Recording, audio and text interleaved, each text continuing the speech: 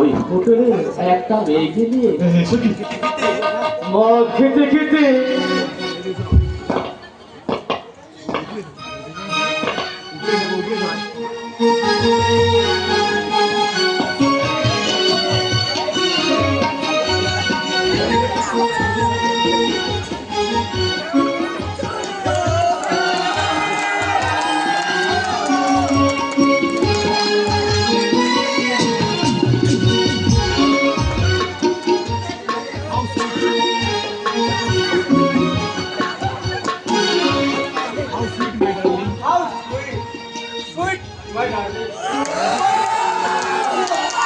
আমি স্বপ্নেও ভাবিনি।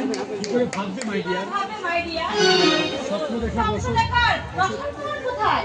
স্বপ্ন দেখলে যাই মানি, পকেট ভর্তি মানি। জানি প্রিয়, কিন্তু তুমি বোধহয় জানো না যে আমি এই বর্ধমান শহরে শ্মশান কোষাকর ছেড়ে একমাত্র পুত্র সুকান্ত স্যার।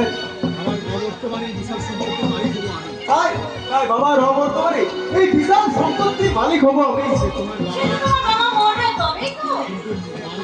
কিন্তু মার্কেটি ওনার বাবার ভিখারি ছেলে এই সমাজে কম নেই মাই ডার্লিং। তার মানে আমার বাবার এই বিশাল সম্পত্তি আমার বাবার এই বিশাল সম্পত্তি যে কোনো মুহূর্তে তোমার হাতছাড়া হতে হবে। যে কোনো মুহূর্তে তোমার হাত ছাড়া হবে না। এবারে কি কোথায়? ধরো তোমার বাবা তোমার উপর রাগ করে সমস্ত সম্পত্তি তোমার বোনের নামে লিখে দিল। কিংবা কোনো সুন্দরী রমণীকে দেখে তোমার বাবা বিয়ে করে ফেললেন। আর আগে ওকে আমি সহকারের ওপারে পাঠিয়ে সমস্ত সম্পত্তি দখল করে আমি রাজা সেজে বসবো। কাজটা তত সহজ নয়। আমার তো মনে হয় তুমি কোনোদিনই তা পারবে না। আর কিন্তু একটা কথা তোমার মধ্যে জানা নেই, আমি সেই বাপেরই ছেলে যে তার বিশ্বাসঘাতকতার ছুরি বসে সামান্য কর্মকে